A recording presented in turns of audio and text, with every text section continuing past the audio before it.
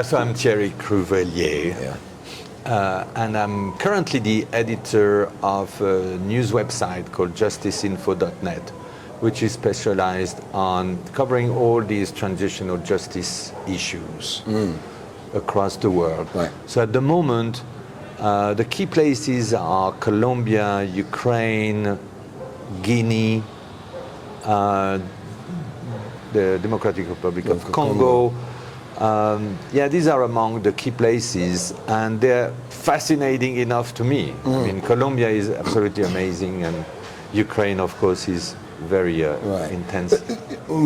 Big issue these days is, it's been for a while, hate speech, defining hate speech, not defining it. What is it?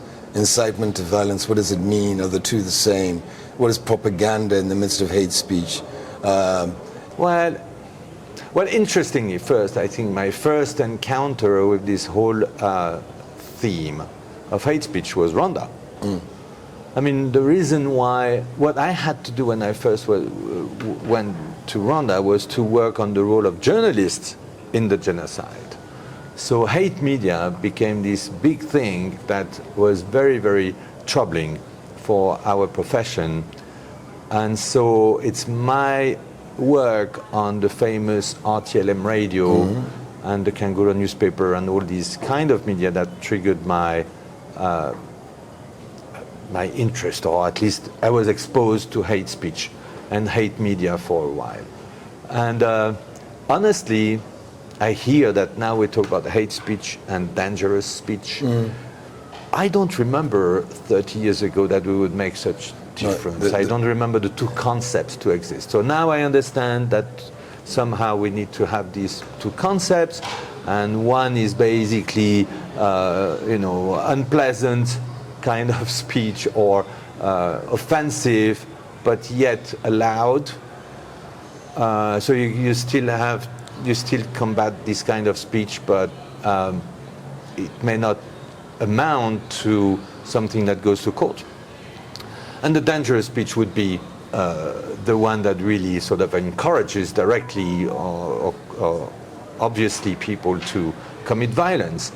Okay, fine. So we have the difference, but it's not a big deal for me to have these two terms. It's all about basically before you get dangerous speech, you've got hate speech. So one is perhaps before the other, or one is at the same time as the other.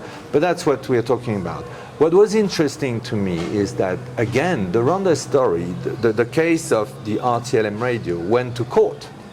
And so the Rwanda tribunal actually established what is the main jurisprudence on what is criminally responsible, what is a criminal speech. The problem with the Rwanda, which is cited often, is that it was fairly obvious. I mean, somebody goes on the radio and encourages a certain type of action. Yes. So speak a little bit, if you don't mind, about the more subliminal, the other stuff that's going on. But it wasn't that obvious. No? No, because we had to make a difference between war propaganda and what is direct and public incitement. Right. I mean, in international law, you don't talk about hate speech. You talk about direct and public incitement. That's a crime. But war propaganda is not a crime. And when it came to the RTLM, actually, the first instance court ruling established that RTLM was criminally responsible before April 6, 1994, which is the beginning of the genocide. And the appeals chamber said, no, the stuff before April 6 is not direct and public incitement to commit genocide, right? So it does matter. Right. You have war propaganda that is perhaps very unpleasant, but that is allowed. Because it is a symptom of what's going on. Yeah, as opposed to public and direct incitement to commit violence or to commit murder, which is obviously a crime. So in that sense, I think the Rwanda case remains today the reference when it comes to, at least on a legal point of view, to make a difference between what is a crime and what is actually not. Maybe very, unpleasant and to be but not combated, but regarded as dangerous in and of itself. Yeah. Right. So a journalist today who's now faced with not just the likes of a radio station spewing out hate, or a newspaper, you know, with a headline that's just like a little bit, it's offensive, but now faced with, again, the hidden stuff, the social media, somebody sits in a place far away and puts stuff out. What is a journalist supposed to do? If I knew, if I had a recipe, you know what, I would be invited everywhere.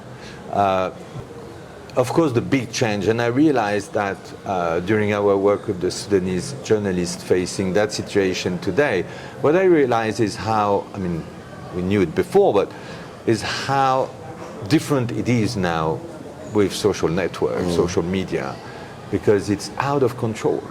And it's no longer like established media companies like it used to be back in the days and back in Rwanda in '84. It's just everywhere, and it's very complicated to know what to do. And honestly, it's very humbling. Like, what is it that we can do?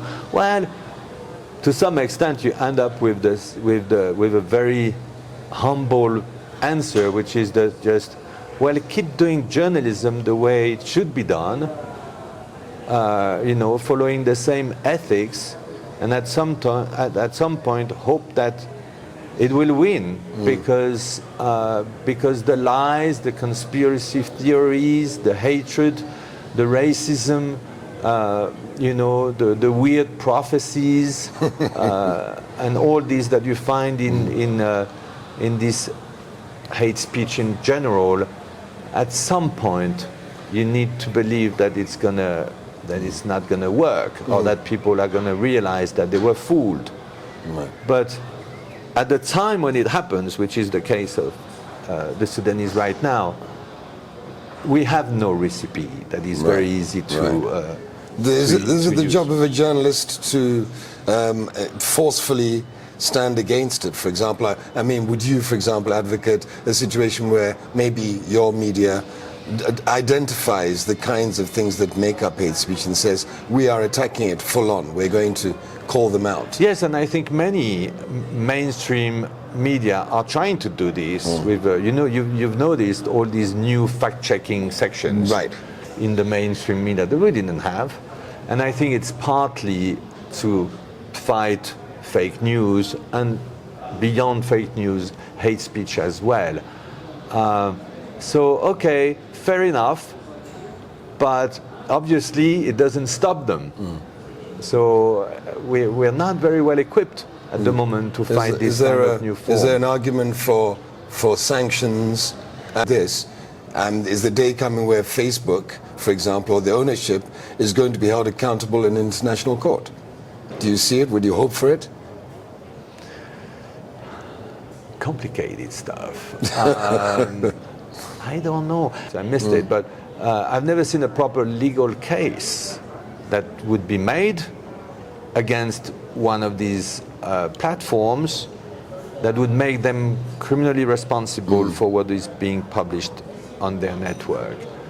Maybe it will happen. I guess it will be a tough case to prosecute. But obviously they're a bit afraid of it because they took measures when they were under serious criticism a few years back. They took measures. The measures they took are also a bit absurd because, like, basically it seems like it's a software that decides at the end of the day. So it's not very satisfactory. You know, the problem always, and that's always the issue, is how far can we go in going after hate speech without risking our freedom of speech? Of course, I'm not in reinventing anything here, but that's always the dilemma. The dilemma. How much in fighting hate speech you may end up helping authoritarian regimes that are going to use what you try to establish to fight hate speech for good reasons. They're going to use this to actually repress freedom of speech. And that's what we're struggling with. One final question, though. Then, is the time coming when For example, you might say that if we know that a country specific, Sudan, has been directly impacted, or the violence or the continuing conflict is impacted by hate speech that is being put out in the media. Let's say, for example, we look at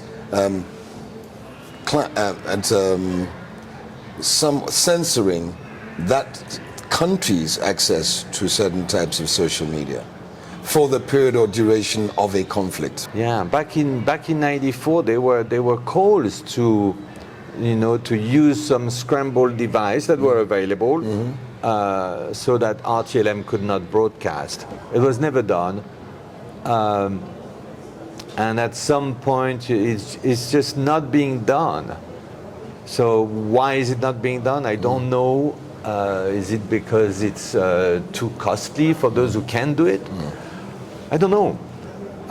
Right. I see no situation where it's happening. So the situation we're facing is that we have to live with it to some extent. But if we know that there's a direct element that is leading to a problem, well, then they can be liable at some point. But by whom? In the case of Sudan, who is going to go after some of these guys on social media, spreading hatred and calling to murder?